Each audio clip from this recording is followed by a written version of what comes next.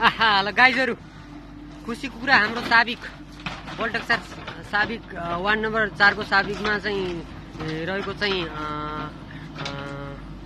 यो ठाउँ चाहिँ गेउमा चाहिँ बाटो धेरै वर्षदेखि चाहिँ ल्याउन सकिएको थिएन। एकदमै गाह्रो थियो परिस्थिति। आज चाहिँ हामी चाहिँ बाटो ल्याउन सफल भएका छौं हैन। बाटोको काम भइरहेको छ यहाँ गाइजहरु। धेरै समस्याका बावजुद हामीले बाटो ल्याउन सफल भएको छौं। यहाँसम्म मेरो घर माथिको घर चाहिँ यहाँ ल्याउन सफल भयौँ म। हामी चाहिँ सबै भनौँ न सबै सफल भयो हैन। सबै ओडादेखि लिएर गाउँपालिकादेखि सबैको सहयोगमा चाहिँ अपरेटर हामी चाहिँ जगदीश दाइले बाटो खन्दै हुनुहुन्छ हाम्रो टक्क लाएर हैन।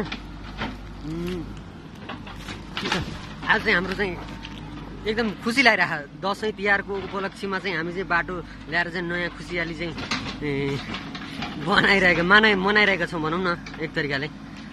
बाटोको काम भइरहेको छ। यो मेरो चाहिँ हाइवेमा पर्छ होला। यो चाहिँ अहिले माथिको घर चाहिँ मेरो खास चाहिँ यहाँसम्म आएको छ। यो बाटो खन्ने हो यहाँ चाहिँ यहाँबाट माथि यहाँ खनिरहेको छौँ हामी बाटो चाहिँ है त गाइजहरु। बत्ती मुनिको उज्यालो भइरहेको थियो हाम्रो बल्टक्सरदेखि नै 500 मिटर भित्र लगभग 9-10 घर पुरिएको बाटो चाहिँ हामीले बाटो एकदमै गाह्रो परिस्थिति भइरहेको थियो बाटो ल्याउनुको लागि। यो चाहिँ अहिले चाहिँ हामी ल्याउन सफल भयौँ। एकदम खुसी छ सबैजना, खुसी छौँ हामी सबै। यो फिनिसिङ भएको छैन, यहाँ खन्ने कार्य भएछ। साँझसम्म आई थिङ्क बाटो कम्प्लिट हुन्छ यो है त।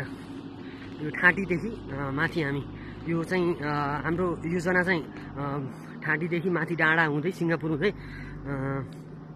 नाच्ने डाँडा मन्दिरमा जोड्ने हाम्रो प्लानिङ होइन। तर चाहिँ अहिलेको लागि तत्काल बजेटको अभावले गर्दाखेरि हामी चाहिँ जहाँसम्म खन्न सक्छौँ त्यो हामीले कार्य गर्दैछौँ। अरू चाहिँ पछि हाम्रो योजना चाहिँ टार्गेट चाहिँ हाम्रो चाहिँ नाच्ने डाँडा जोड्ने योजना हो। यो चाहिँ मेरो माथि घर चाहिँ हो है। अब योभन्दा अगाडि जाँदैछौँ हामी। ओके गाइजहरु, सबैको सहयोगले यहाँसम्म आयो हामी होइन। जस बाटो खनिरहेको छौँ।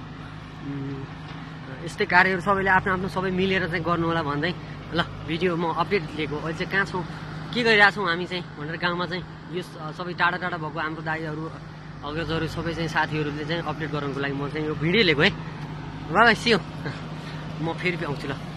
एकदम राम्रो लुकिङ देख्न सकिन्छ। अब चाहिँ यहाँ बाटो आइसकेपछि हामी चाहिँ टाढाबाट पनि घुम्न सकिन्छ यहाँ चाहिँ होइन। एकदम राम्रो लोकेसन देख्न सकिन्छ हामी यहाँ चाहिँ।